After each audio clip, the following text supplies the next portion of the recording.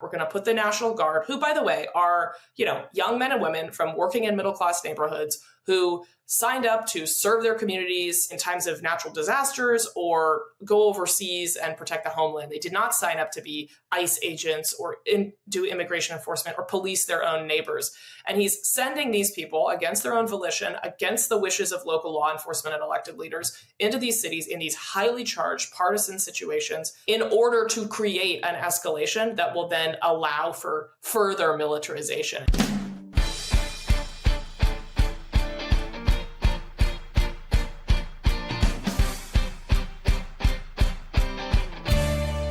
And welcome to the PoliticsGirl podcast. I'm your host, Lee McGowan. Let's get into it. Well, I legitimately shut down after watching that Pete Hegseth Donald Trump meeting with the 800 of the military's top brass last week. It was like my brain short-circuited because I couldn't believe what I was seeing. I couldn't process how demoralizing the whole thing felt. I didn't recognize my country.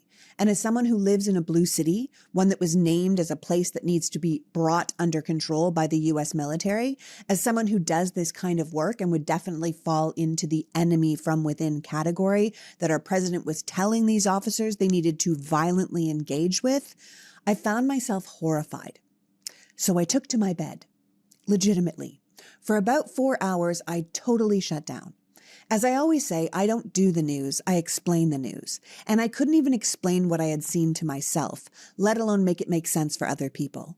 So I did as much research as possible, then watched Lady Chatterley's Lover, and took a nap. I did, however, also reach out to my friend Janessa Goldbeck, the CEO of Vet Voice Foundation, the national nonprofit that advocates for veterans and military families to actively participate in our democracy. As a Marine Corps combat engineer officer, Janessa led missions overseas and supported service members as a uniformed victim advocate. I knew I needed perspective on what I'd witnessed, and I knew Janessa would be the perfect person to give insight into what we saw, why it was important, and where we go from here. There's a lot of things to be outraged about right now, a lot of things that feel terrifying, and quite frankly, there was a lot of things in that meeting that were humiliating for the speakers, for the audience who had to sit through it, and for the country who I think was shamed by it. But the bottom line to me was that what we saw was deeply dangerous. So let's get into it. Without further ado, please welcome my guest, former Marine human rights advocate and CEO of Vet Voice Foundation, Janessa Goldbeck. Thank you for coming back, Janessa. Thanks for having me. Always a pleasure. Is it a pleasure right now? What are we even doing? I called you like the day we watched this thing go down and I was like, what am I looking at? Please come and talk to us. Because listen, as a military person, please tell people right off the jump how unprecedented it is for the Secretary of Defense to call a meeting with that many military leaders in a publicized place at a certain time, and then even more so to add the president to that mix. Never happened in my lifetime. It hasn't happened in modern history. The idea of taking these very serious leaders away from their operational commands and making them fly thousands of miles on the taxpayer dime to Quantico for a published event that's public, let alone the security risk that this posed, the immense cost, the millions of dollars wasted on travel. But just time, these people have real jobs. They are leading troops who are countering real threats from our near-peer adversaries and cartels around the globe. And we are taking them away from the responsibility of keeping our service members safe and our homeland safe and bringing them to basically what amounted to a pep rally that Hegseth wanted to throw to make himself feel big. I mean, I have never seen something more embarrassing. And I really have to say that I respect and admire how the generals and admirals responded, which is they didn't. They sat there stone-faced. They did not feed into his ego or, laugh along with his jokes. And I think that took real discipline, but it just shows you these are actual serious people with years of experience who understand that the military is not supposed to be used as a partisan prop. Yeah, it's almost like you're watching what real professionalism looks like. Look, we haven't, with the leadership we've had for the past 9 months, it's almost like you forget what people who are following their responsibility, doing the job that they're supposed to do, how they're supposed to behave. Everything has become so reality TV based and like out of control, and everything is unprecedented that you just feel like, what's even happening? And then you see those people sitting there with respect, not doing anything, listening, taking it in, but not giving more than they needed to. To call all those officers in, like you said, some of those people are in active war zones, right? To listen to essentially a 3-hour pep rally. I feel feel like it was a performance, right? Like it was done with purpose. And I know I'm not alone with the rage I felt watching it. When it was done, I felt genuinely sick to my stomach. I married into a really devoted and patriotic military family. And what that was just the polar opposite of everything I have learned that they stood for, that they respected, that they had worked for. And I think it's easy to make fun of it because, I mean, quite frankly, it was just so embarrassing. But I mean, Hegseth basically stood up there and said, look better in your uniforms, no fatties, no uggos, but the actual event was really chilling. 100%. I think that's the tension with this administration writ large is the things that they do and say are made for TV moments. They're comically villainous and cartoonishly so. And yet what they're actually doing is also very dark, very destructive, and driven by animus towards people who are not white Christian nationalists. And I really fundamentally, I think there are plenty of things, I'm sure we'll get into them, that Pete Hegseth said that are just so antithetical to the ethos of the modern professional military, things that Trump said that are antithetical to democracy and the values this country was supposedly founded on. But at the same time, they look like absolute clowns. And Pete Hegseth up there, I think he's a guy with a hole in his heart. I don't think anything will fill it. He reminds me of guys that you met in high school and college who felt like they had to make other people look small in order to look big. And it just reeks of insecurity. So to watch that in contrast to these generals and flag officers who have spent 25, 30 years in the military, toughening themselves, having to make very hard choices, making real sacrifice, the contrast couldn't have been more stark. Yeah, Pete and Donald are in many ways like 80s high school villains or like frat boy villains, right? Like it's Biff Taylor from Back to the Future. It almost That's feels exactly what I was thinking. It almost feels comical, right? Pete had a bunch of lines that I think he thought would be crowd pleasers, like telling the enemies to FAFO and then getting zero response from the audience. He just had moment after moment that he clearly thought were mic drop moments that were really pin drop moments because it was so silent. And a lot was made of the lack of clapping. And I've heard conflicting stories that military are not trained just to clap, but then I've seen videos of them clapping for other speakers. So what are your thoughts on that one? Yeah, I think general officers in particular know that they are not supposed to react in a partisan environment. Like when you watch the State of the Union, you usually have the chairman of the Joint Chiefs and the service branches up front, and they don't clap during the State of the Union ever. That's kind of the norm. And so I think going into this, these flag and general officers knew that this was going to be a very partisan, highly charged event. And so I'm certain that whatever communication network occurs with all of them, that their JAGs and all of their legal advisors, the ones that are still left anyways. Yeah, I was going to say a lot of those JAGs are gone. And for people that don't understand, the JAGs are they're sort of the lawyers of the military that tell the military what is a legal order, what is an illegal order, sort of act as kind of the Jiminy Cricket to what orders are given to the moral center, to what orders are given to the military. And Donald Trump and this administration have got rid of a lot of those JAG lawyers. They have. And they've also gotten rid of the inspectors general who, if an action is taken and there's a question about whether or not it was legal or illegal, those inspectors general are responsible for investigating that. And those folks are now gone as well. So I think, I think it really is a testament to the discipline of the senior officer corps that they knew coming into it that they were not going to be used as a prop. And so they didn't respond.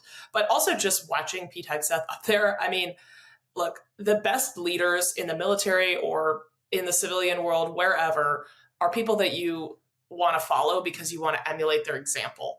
And weak leaders are people who think they need to project some sort of hyper, masculine or hyper inflated sense of strength. And they do that not by their example, but by their words. And Pete Hegseth is a perfect example of that. There he was up on stage, doing a big show about standards for women and combat arms professions, even though, by the way, and this has been misreported a lot, there is one standard for all combat arms jobs, a gender neutral standard. Now, are there annual fitness tests that are weighted towards gender? Absolutely. But you have to be able to do that gender neutral standard just to have the job in the first place. So this is like an issue that doesn't exist, that was litigated over a decade ago, and women have been serving honorably and excelling in these professions ever since. So here he is on stage making this big show about talking about fitness standards and how they're going to be held to the highest male standards, when a couple of weeks ago, he tried to do a pull-up competition with RFK in the Pentagon gym and put this video on the internet, which I couldn't believe that this got authorized to go on the internet, where he is not doing a single to standard pull-up. Like, none of those pull-ups would have counted in the Marine Corps. So talking a big talk, can't walk the walk, ultimate sign of a weak leader. Yeah. Absolutely. I mean, Pete was also up there doing essentially a TED Talk style wandering speech, right? So he was all over the stage. He was pausing and looking at the camera. I mean, it was very Fox News weekend, right? Like he's bashing woke culture. He's talking, like you said, about the aesthetics of soldiers, from their bodies to their haircuts. He said the military would be returning to, as you're saying, this highest male standard, but that's not really a thing. And they would be no longer politically correct, but this fighting and winning machine. He also described the military as warriors who kill people and break things for a living. And he said, "You are not politically correct, and you don't always belong in polite society." What do you make of that? This has been his take on the military from the beginning. And again, it goes back to somebody who has never seen the real deal. He thinks toughness is this comic book, He-Man version of strength. And look, this is a guy who's a major in the Army National Guard. Like, no shade to the Army National Guard, but if you're such a big tough guy, join the Marine Corps. I don't know, be in special forces. Do something that, come on, dude. I'm so sorry, but just to hear a guy who's basically, by the way, wrote a desk and was never, I'm not going to denigrate his service, but to come at other people's service and to reshape, what it means to be in the military in a way that only fits your very narrow definition is just so uneducated. And for this guy to be the Secretary of Defense and not understand that actually we need nerds who know how to engineer, and we need people who can fly drones, and they do that because they've played video games for their whole childhoods. Not saying that we shouldn't have high physical standards for everybody. I wish all of America, had high physical standards, and I wish we had healthy food that people could eat to get them there, and access to gyms and open spaces and all of that. But the reality is that the force is very complex and diverse for a reason, because the mission set is complex and diverse. And to stand up in front of all those generals and admirals and reveal that you don't actually know what the military is and what it needs in order to succeed was just really embarrassing for him. It was really embarrassing. And I don't even need to have been in the military to have seen that. We should remind people that since taking on the role of Secretary of Defense, Pete Hegseth has made major cuts to top military ranks, right? Firing several leaders, including the chairman of the Joint Chiefs, who was a black general, and the woman who was the Navy's top officer, and the woman that was in charge of the Coast Guard. And he spent a lot of his speech talking about how woke culture had ruined the military, that it was nearly impossible to change a culture with the same people who had helped create that culture or benefited from that culture, implying that people who are people of color or women had benefited from some sort of DEI policy, and that was the only reason that they were there in the first place, which, as you said, for someone that, essentially didn't do the highest standard of military training and or combat, is kind of shocking for him to say that they had got there as DEI hires rather than merit. But this idea that the U.S. military isn't well trained or highly effective must have felt really insulting to all the people in that room. I mean, people who have been in combat, who have had to adopt and adapt to the changing weapon systems that we had. You were talking about drones, people who have devoted their lives to these positions. I mean, isn't the American military known for being excellent? Who is he talking to? We have the most professional and most lethal fighting force in the entire world. It was incredibly offensive for him to imply that the military has been, not up to snuff. We have never had a more competent and complex military, but that doesn't mean that we haven't made some serious mistakes. Strategically, the conflicts we've engaged in, the way we fought those wars, those deserve critique. But who ultimately is making those decisions? Elected leaders, political leaders. Congress, we've seen completely abdicate its responsibility for authorizing use of force. We've got AUMFs, that authorizations for use of military force that have been in place since 2001. And we have not seen any real litigation of our strategies overseas. Those things deserve real criticism. And I'm not saying that we shouldn't look very hard at those decisions and the way we've put our military into the world and into danger. But it hasn't been the tactical ability of the US military that has made us unsuccessful in the Middle East or in other places around the globe. It's the very short-sighted or bureaucratic or no-sighted vision that elected leaders have had about our strategies overseas. And so again, he is the least qualified Secretary of Defense we've ever had.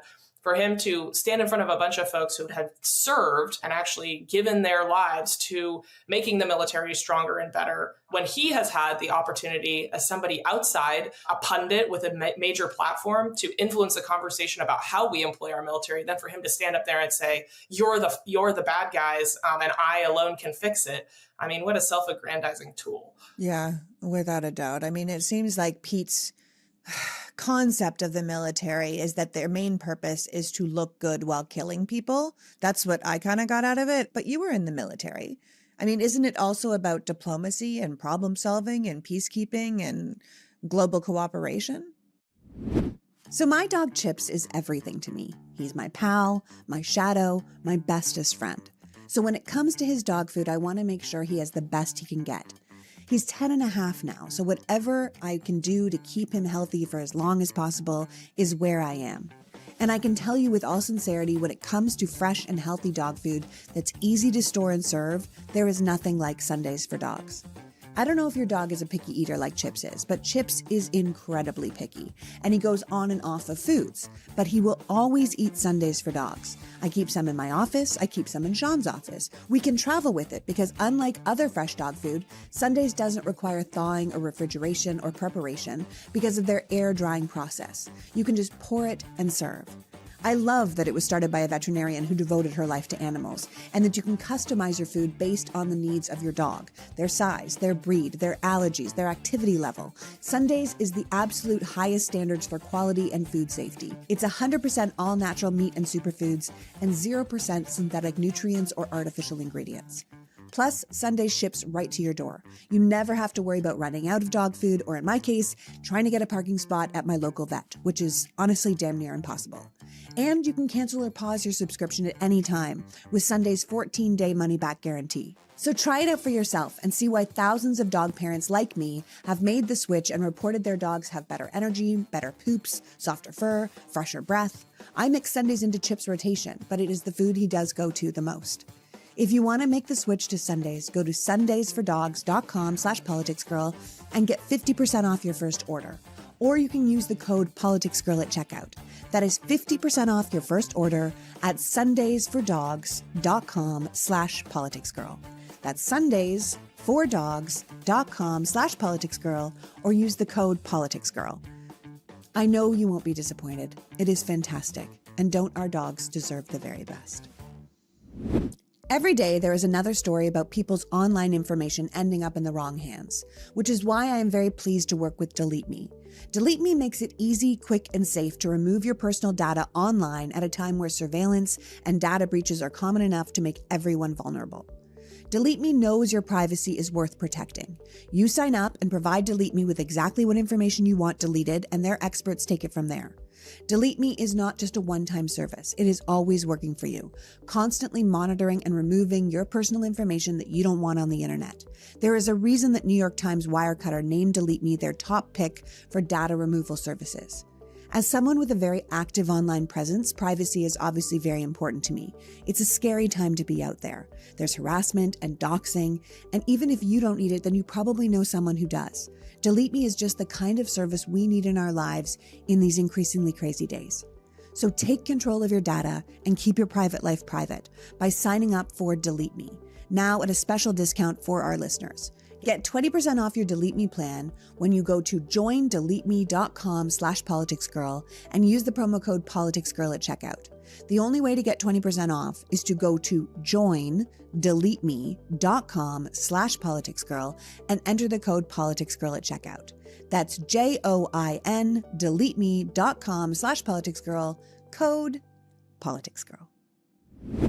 But you were in the military. I mean, isn't it also about diplomacy and problem solving and peacekeeping and global cooperation?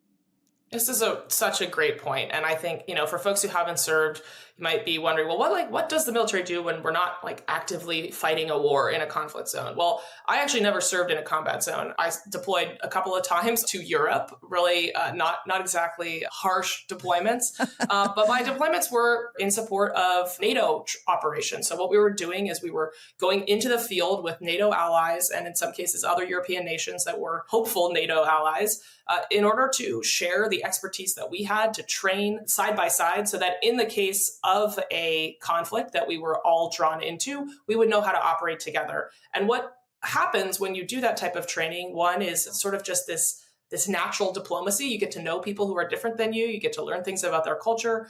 You get to share expertise, trade weapon systems, see what they're working with, see what we're working with. And all of that is a way that we strengthen the bonds that keep our world safe and keep America safe, frankly, because we have these allies that we know how to operate with. It's also something I think a lot of people never see, is that the military is, it's one of the last places in American society where people come together from all different backgrounds. It isn't just poor kids with no option who join the military. Actually, that's a pretty outdated stereotype. It's people from all walks of life, all classes, all races, all genders, backgrounds, political beliefs, who come together, put themselves through a really rigorous training, suffer together through sacrifice and discomfort, and are working towards a common cause. And that on its own is very worthwhile. That experience of bonding and coming together to achieve a mission across differences, that is something that strengthens the fabric of our society. It isn't just about going out and killing people. In fact, the majority of people who serve in the military will never serve in combat and will never have to face that really tough moral and ethical situation. And for the people that I know who have served in combat, who've deployed in combat multiple times, who've engaged in firefights, who may have contributed to someone's demise, no one I know who is a sane person wants that for other people. Nobody relishes that. There are people look, the world is not a safe place. We need there to be people who are willing to go out and do really tough things to keep us safe.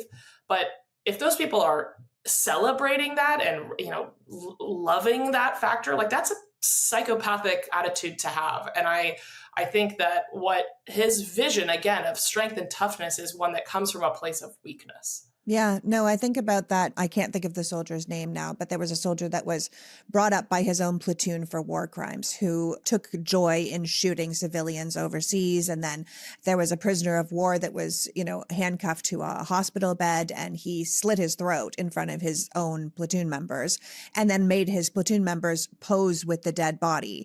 And they turned him in. They were like, he's psychotic and he's got bloodlust and he doesn't represent the American military. And he was court-martialed and he was jailed. And one of the first things that Donald Trump did was pardon him, and Pete Hegseth celebrated him, and they had him at the White House. And I think that's the kind of ethos that they think is really cool. And I think that's the kind of ethos we should be terrified by if these are the leaders we have in charge. Yeah, it's like I said, the world, I'm not Pollyanna-ish about the world. There are bad people out there who wish Americans ill and want to come after us, and there are people who will try to do that, and they need to be stopped. But what kind of world is it that we want to live in? It's kind of like I think about the troops in the streets in Washington, D.C. right now. Donald Trump is crowing about, how crime has gone down. Well, because there are armed, uniformed military in the streets. That's what North Korea looks like. Is that the society that Americans want to live in? I was down in Texas last week on the border with the Texas Civil Rights Project, touring the militarization of the border and talking with National Guard members who were serving down there or had served down there. And within the state of Texas, not like crossing an international border into Mexico, but within the state of Texas, our bus was stopped 3 times by Customs and Border Protection. 3 times we were boarded by a CPB officer who asked us if we were U.S. citizens. 1 time we were getting on the bus, we were on a Native American reservation. So technically, you would think, on sovereign land, but they must have some sort of legal agreement with CPB. One of the people on the bus with me was a journalist from Der Spiegel, a German national, and he went for a walk, like literally within eyesight of the bus, and we were swarmed by a dozen CPB vehicles. They boarded the bus. They said, "Hey, did somebody go for a walk?" And this was a white journalist, a German journalist.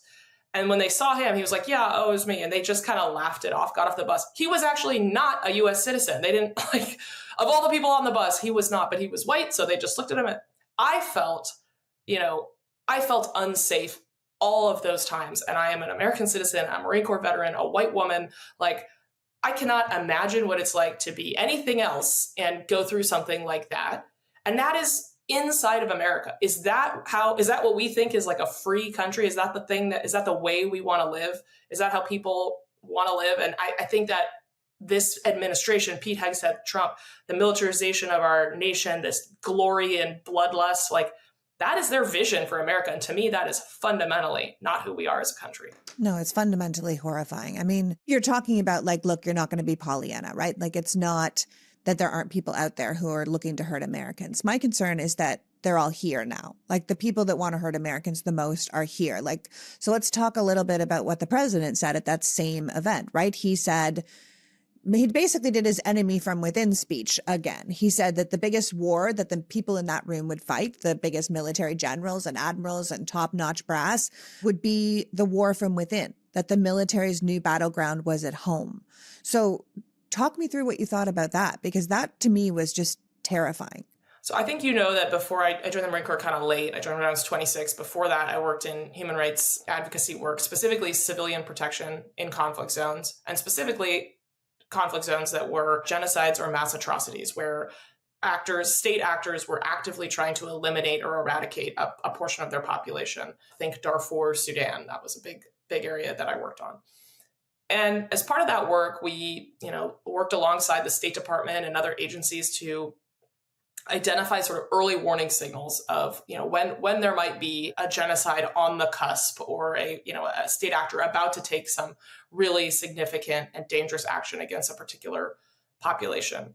If we applied the criteria that we used then to look for sort of early warning signals in other places, America would be, 5-alarm fire, red bells ringing. The president of the United States saying that, the radical left, anyone who disagrees with him, that the American cities are going to be used as training ground for the U.S. military, and not just his rhetoric. I mean, they have actually put out a national security strategy that reorients our military focus to the domestic homeland, away from China, away from Russia, away from our near-peer adversaries and actors who are actively building and spending and training to harm America and our interests, and to focus it on his perceived enemies at home. That, not to be hyperbolic, but that is genocidal language. That is painting everyone who disagrees with him with a brush that we are enemies, that we should be eliminated. I mean, yeah, sickening. Yeah. No, I mean, the president very clearly reiterated his plan to send the National Guard troops and the military into more cities across America, specifically, targeting the cities run by what he calls the radical left and Democrats, like San Francisco and Chicago and New York and Los Angeles, saying that they were incredibly unsafe places and the military would have to straighten them out one by one, which is a distinct threat. Or in one case, he suggested the military, as you're saying, be used even in inner cities or blue cities as a training ground, like you're going to use American citizens as enemy combatants for them to practice on, which is, terrifying. It's hard not to read that as declaring war on your own people. If you're not with me, you're against me, and I will use the full weight of the American military to destroy you. I mean, both the president and the Secretary of Defense basically said, listen, if you're listening to this and it's making you sick, or you're listening to this and you don't like it, you don't have to agree, but you can leave and you can lose your entire career because of it. I felt like that was a crazy way to address it. Did you think that? I mean, it felt like he was threatening the room as well.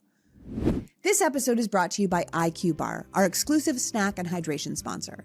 IQBar is the better-for-you, plant protein-based snack made with brain-boosting nutrients to refuel, nourish, and satisfy hunger without a sugar crash. IQBars are entirely gluten-free, dairy-free, soy-free, GMO-free, and have no artificial sweeteners. They are, however, packed with clean, delicious ingredients to keep you physically and mentally fit, like magnesium, lion's mane, adaptogens, and more. With less sugar and carbs than the alternative, the plant protein bars are a smart snack choice, and the zero-sugar drink mixes will hydrate you with electrolytes while improving your mood and boosting your clarity. With over 25,000 five-star reviews and counting, more people than ever are fueling their busy lifestyles with IQBars. Their brain and body boosting bars, hydration mixes, and mushroom coffees. Their ultimate sampler pack includes all three: 9 IQBars, 8 IQ Mix sticks, and 4 IQ Joe sticks. And right now, IQBar is offering our special podcast listeners 20% off all IQBar products, including their sampler pack, plus free shipping. To get your 20% off, text PG to 64,000. That's text PG to 64,000. PG to 64000. Message and data rates may apply. See terms for details. Well, fall is in full swing, which means it's the perfect time to head to Quince and refresh your wardrobe with pieces that let you look polished, stay warm, and save big without compromising on quality. Quince has all the fall essentials. Think 100% Mongolian cashmere from $50, washable silk tops and skirts, perfectly tailored denim, and all at prices that feel too good to be true. I'm looking at getting one of their new wool coats. They look designer, but they are a fraction of the price, and quality of Quince is always excellent. Quince is able to keep the prices low by partnering directly with ethical top-tier factories and cutting out the middleman. That way you get luxury quality pieces delivered directly to your house at half the price of similar brands. I have worn their navy blue cashmere boatneck sweater that I bought last season so much, and it still looks great. I spent the summer in their oversized blue linen button-down. Their stuff is really terrific. So find your fall staples at Quince. Go to quince.com/politicsgirl for free shipping on your order and 365 days of returns. That's QUINCE.com/politicsgirl to get free shipping and 365 days of returns. To get free shipping and 365 days of returns, go to quince.com/politicsgirl. I have recently learned that how you sleep is just as important as how long you sleep, which is why it really matters what kind of mattress you're using. When you finally hit the mattress at the end of the day, you need to be comfortable, which is why I'm talking to you about Leesa. Leesa has a lineup of beautifully crafted mattresses tailored to how you sleep. Each mattress is designed with specific sleep positions and feel preferences in mind. The mattresses are designed and assembled in the US for exceptional quality that you will feel the difference from day one. Premium materials that deliver serious comfort and full body support no matter how you sleep. Leesa has been tested and awarded Best Hybrid Mattress by New York Times Wirecutter and is exclusively featured by West Elm as their go-to mattress partner. And Leesa isn't just about sleep, it's about impact. Every year they donate thousands of mattresses to people in need, while also partnering with organizations like Clean Hub to help remove harmful plastic waste from our oceans. So go to leesa.com for 20% off mattresses plus an extra $50 off with the promo code PoliticsGirl, exclusive only to our listeners. That's LEESA.com, promo code PoliticsGirl for 20% off mattresses plus an extra $50 off. And if they ask, please support the show and tell them that we sent you. Leesa.com, promo code PoliticsGirl. Both the president and the Secretary of Defense basically said, listen, if you're listening to this and it's making you sick, or you're listening to this and you don't like it, you don't have to agree, but you can leave and you can lose your entire career because of it. I felt like that was a crazy way to address it. Did you think that? I mean, it felt like he was threatening the room as well. 100%. Yes. I mean, threatening the room with his big, like Cheshire cat smile and trying to make it seem like, oh, this is all a big joke. But no, I mean, it was definitely heard. What he said was incredibly crazy. I think, okay, a couple of things. One, I have talked to a few National Guard generals who are either recently retired or led domestic deployments. And when I talked to them about the training grounds for American cities thing, they said, well, yeah, if he means laying rounds downrange, like, absolutely, that's nuts. What does that mean, laying rounds downrange? Shooting American civilians. Yeah, that's bad. That's illegal, obviously. there is some training value to these domestic deployments in the sense that, they're having to stand up and mobilize and get their gear out and get people, make sure people got all their boxes checked and they can deploy, and they have to do the administrative systems to get them paid. So there is some training value to that. Sure, but doesn't that sound like a way for smart people to be like, well, he could mean that it's just a great way for us to get together, where we know he means, like that scene in The Handmaid's Tale where all the women lose their jobs and lose their bank accounts and they go to protest on the street because that's their right, and they open fire on them. Because you only have to open fire on a couple sets of protesters before people stop protesting. And that's what their brains are thinking. And I think what he's attempting to do is, he doesn't have, I don't think he has the guts, I guess I would say, or he's, I don't know. I'm not going to speculate what's going on in Donald Trump's brain. Terrifying place to be. A sea of dark oatmeal.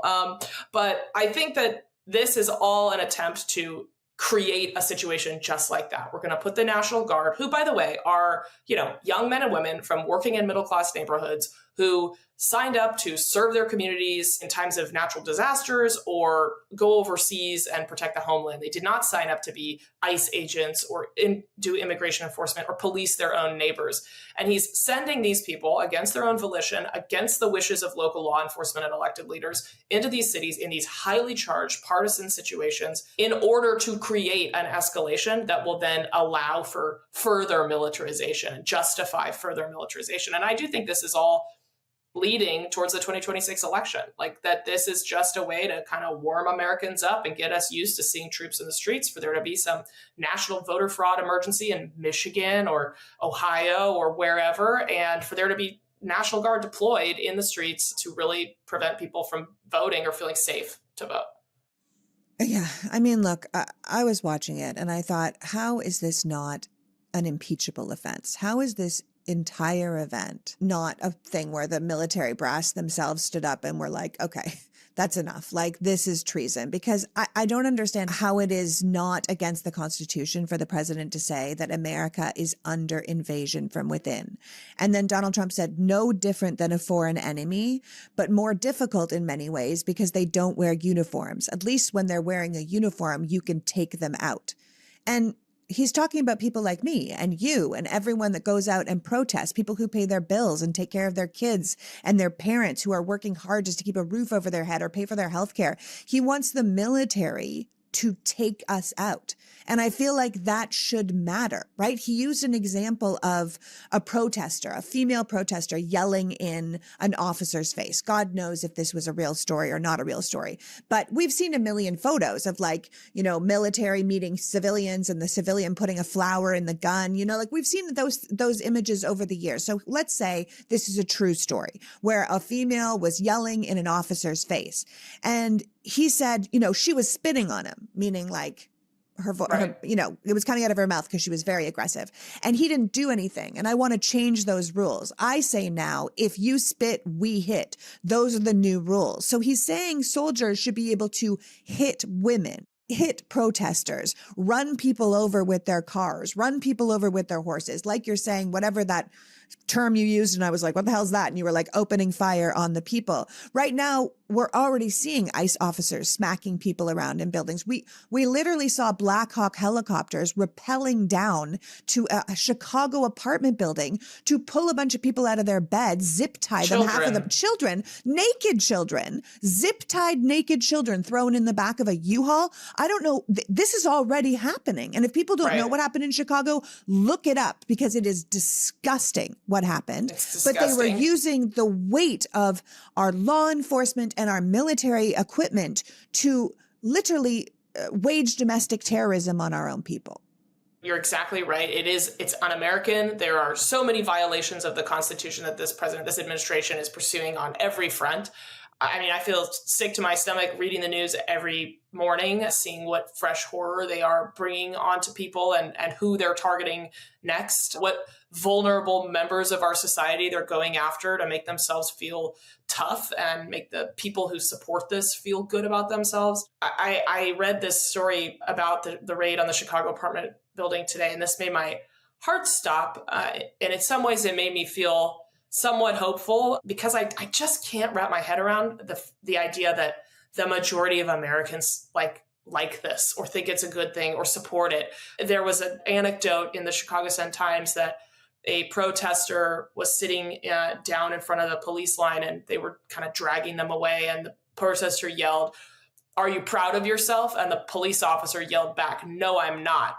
And as they were dragging them out. And I think we've seen in recent days, the biggest association of law enforcement agencies put out a statement asking political leaders to tone down the rhetoric. I mean, it was very both sides written, but the fact that they put that out at all, I think, because it is making it harder for law enforcement to actually do their jobs in cities because people aren't reporting crime because they're afraid that ICE is going to show up with them, or they can't distinguish who ICE is, who's a federal agent, who's a National Guardsman or woman because the uniforms are all messed up and ICE is, or they're not in uniforms, or they're not showing badges. And so it's actually giving people who do have bad intent, who are bad actors, license to operate because they know we're sort of in this weird cowboy culture now in some of these places that the president of the United States has authorized. And yeah, I have to feel like at some point there will be enough people who have actually been affected by this or seen it firsthand that we're going to say enough is enough. But how do we take power back if we don't have a free and fair election in 2026? Or if he says he's going to run again in 2028? I mean, there's just a lot of unknowns, but I have to believe that most Americans don't support this. Yeah, I agree. I also feel like, I think, as a total side note to the elections, I feel like the Republican Party, as it is now, which is really the MAGA party, which is a violent sort of anti-American party really at this point, I think they're taking a lot of liberties and thinking that people are just going to continue to vote for Republicans. They're gerrymandering all these districts and they think, well, we'll get all these Republican voters. And I'm like, how long are those people going to necessarily vote Republican? You could hate the Democrats, but you could be like, I can't support this. I lost my neighbor. These people are getting hurt. This is, it's detrimental to the military. It's detrimental to the American citizen. I feel like they're taking for granted that they're just going to keep getting Republican votes. Like it's possible you gerrymander an entire district into Republicans, but those people do not vote for you. And I think that we need to kind of keep that in mind, that elections will in many ways still matter if you can make an argument, which is why anyone who is against what is happening right now must find a common ground together, even if you don't agree on most things. If you agree that this is wrong, what is happening is wrong. And that brings me back to the military, right? Like, remind me again, officers take an oath to the Constitution, right? Not the president. Enlisted take an oath to the Constitution and the president, but officers don't. Where do you think they stand right now? Because watching this event felt like such a betrayal to American values. I mean, clearly, as you said, we're being groomed for acceptance of martial law in some way, acceptance of military on our streets, acceptance of armed soldiers telling us where to go and what to do. Because the goal is for these people to take over everything. It is all written down in Project 2025, which the administration is working through piece by piece. If it comes down to what the generals and the admirals and the people in charge actually do, because there's no doubt these people have plenty of courage, right? But do they have the inclination, the training, the ability to step out of line like that and have the moral fortitude to do the right thing? What is your thought on that as someone who knows this culture far better than I ever will? I have a lot of faith in the officer corps, that the vast majority of them truly do swear their allegiance to the Constitution. But we've never been in a situation before where the president of the United States is the threat to the Constitution in this way. And there are also a lot of people in the officer corps who it will be very challenging for them to refuse orders that they're told are lawful. Now, there's a big, obviously, shooting civilians, very clearly not lawful, very clearly an unlawful order that you have an obligation based on your oath to refuse. But what if the president, tells the Ohio National Guard to land in Illinois? A red state governor willingly provides their National Guard and sends them into Chicago against the wishes of the governor. And there's some sort of firefight that ensues because of confusion or whatever.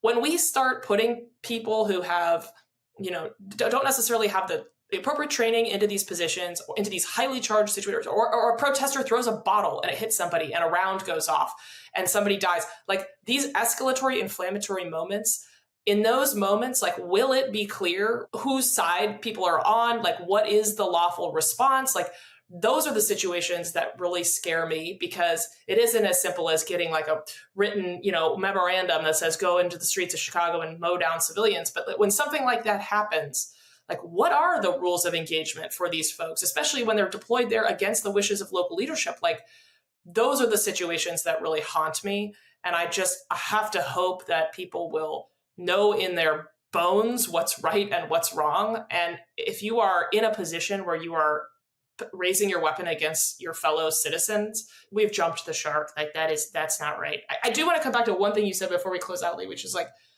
will people still vote for Republicans?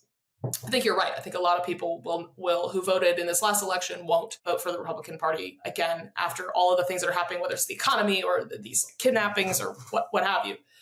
But I'm worried that Democrats aren't meeting the moment either, in terms of really coming out in forceful opposition, like having a clear, coherent message, and making sure that people are aware of what it is that Democrats are fighting for in the spaces where they're actually paying attention. It's like, I think Leader Jeffries did a press conference around the shutdown, or a video stream, and there were like a dozen people watching. Like, there are more people who watch you on a daily basis than tuned in to that by a lot. By a lot. There's a lot of people who watch me are more than people who read the Washington Post. Like, it is ridiculous how out of touch we are with where people are listening. No, I completely agree with you. The Democratic leadership is absolutely failing to meet the moment. There are, however, a lot of Democratic leaders, people who are not leadership, who are meeting the moment. And it is sort of beholden on us to, I think, pressure leadership. Quite frankly, I think they should step down. I think both of them should step down. I don't think they're meant for this moment. It's, they can be as good as they want to be, but they're operating in a world that we no longer are operating in. And like you said, when it comes down to, do I fire on these people? Or if the Illinois National Guard meets the Kentucky National Guard in the street, like, what happens, right? Because it is confusing and it is unprecedented, and people won't know what to do. And there have been many, many crises over time where someone did something and the reaction was what caused, something terrible to happen. And there are obviously, we can't pretend there aren't white supremacists and violent, racist, sexist psychopaths in the military, because they're in America, and the military reflects the breakdown of America. I mean, I think there will be some men who are excited by what they heard by Pete Hegseth and by Donald Trump, who think the idea of opening fire on liberals or gay people or the radical left they've been taught to think we're demons. I mean, Donald Trump put out a thing this week that said that we were satanic. That Democrats were satanic. And if you are a super hyper Christian and your president tells you that these people are satanic, and then you have a gun trained at them, what is the logical, result of that? I think there are people who like the ideas of being able to commit war crimes and maybe rape women, because Pete Hegseth was like, these little accusations shouldn't have to derail your career. You're like, did he just give free rein to like attack women in the military? Like, if I was a woman in the military right now, I'd be like, well, it's open season on people like me. A person that's been credibly accused of sexual assault just said, go ahead and do it. It's not going to ruin your career. But I don't think that can possibly be the majority. My concern is that room that was filled with all those leaders, people who have devoted their career to American values, to the Constitution, that maybe these speeches that we saw weren't even for them, that all the false machismo we saw on display wasn't for the 800 people in the room that know better, but it was directed at the same group that MAGA talks to all the time, are boys and young men, that this was a performance to inspire the underdeveloped brains of our youth, that the generals and the mere presence of these important people in the room gave the two men speaking a validation of their authority, that we really do need to be out here checking on our boys to make sure that they see the opposite side of that bravado. Because, I mean, you're a female soldier, but they basically said, female soldiers can take it or leave it. You know what I mean? Like, we don't need them. We need men, right? We need men. And It felt to me at the end of the day like they were trying to recruit terrorists, right? People that would be fine killing their fellow citizens to be part of the in-group. And there are clearly a lot of active duty military and veterans who are unconditionally supportive of this president. And I'm sure it's represented in leadership as well. But the whole thing felt like a tipping point to me. Did it feel like that to you? I think that's such a great point about the audience, like the idea that, yes, these generals were in the room, that these folks were listening, but the whole thing, this is a made for TV, made for TikTok presidency. And the images and the perception of this is what strength is, this is what it means to be a man. That has been, Pete Hegseth's whole mantra. That's been the president's whole mantra, strength through force. And you're exactly right. Their audience are young people, particularly young men. And they're winning on that front in many ways. One, because there isn't a counter narrative that is out there in a way that's both speaking to folks where they're at and bringing them in, and in the places that those young minds are and where they're paying attention. And when we cede that ground, when we fail to engage, it doesn't mean we have to meet bullying with bullying, but there has to be a compelling counter narrative that also doesn't water down the message. I think this is such an important point. It's harder for, I think, Democrats or people on the left because we're a big tent with a lot of diverse ideology. And that can be tough to come together to achieve things when we have differences of opinions that are very strong. But there have to be some unifying beliefs that are universal enough that we can bring people in, but are also compelling enough, not just the other guy's bad, but this is how we're going to tangibly make your life better. This is the place for you in our society. This is where you can lead and shine. And until we figure that out, and I think there are leaders out there who have and who are communicating that very effectively, but it's not scaled. And in the moment we're in right now, we need to supercharge that counter narrative. Yeah, we need to make it cooler to be a guy that cares about the world and doesn't need to just shoot up people and dominate women. And then we're not getting that message. That message is absolutely being disseminated, across the right wing. And it's resonating. I guess the question ends up, will these generals and everyone that was in charge bow to this authoritarianism, or will they be faithful to the Constitution? Will they end up saving the American people or shooting the American people? And I really hope that they make the right decision when it really comes down to it. And I hope that we as the American people can inspire them to protect us with our own goodness rather than waver when the moment hits.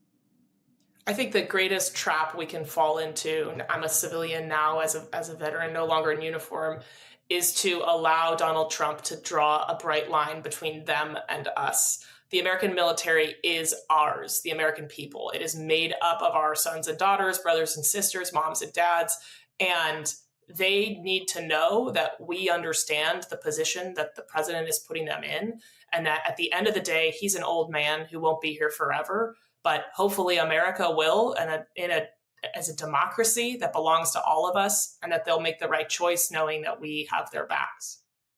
Yes. Thank you so much for joining us today, Janessa. I feel much better talking to you. I really needed like 48 hours after that travesty to kind of pull my head together.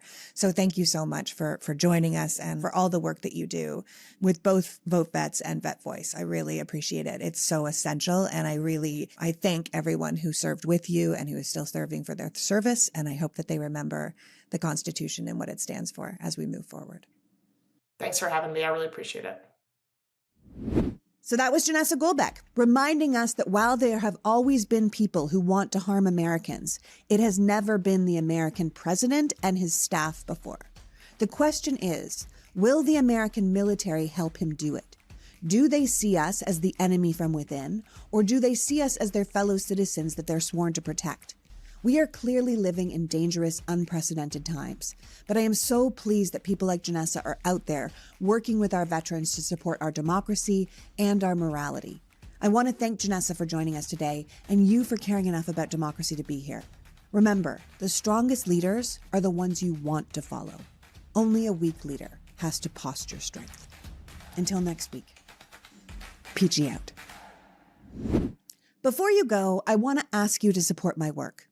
Look at the misinformation around the government shutdown, the lack of information about what happened in Chicago. It is independent journalism, the people who aren't owned by billionaires, who are the ones really doing the work these days to bring you the truth. So if you are already a premium member of this podcast, thank you. And if you're not, I would like to encourage you to join. If you see worth in what we are doing, please consider becoming a member of PoliticsGirl Premium by going to PoliticsGirl.com and signing up. You will get this podcast ad-free along with my rants sent directly to your inbox. So even if my work is silenced on social media, you will still get access to the truth. There is a link to sign up in the bio of this episode, but also at PoliticsGirl.com. And as always, please like and follow and share this podcast so we can grow the audience, because the more people who have access to real information, the better chance we have to fix what is broken. As always, thank you so much for your time and support. The Politics Girl podcast is written and performed by me, Lee McGowan, and produced and edited by Happy Warrior Entertainment. All rights reserved.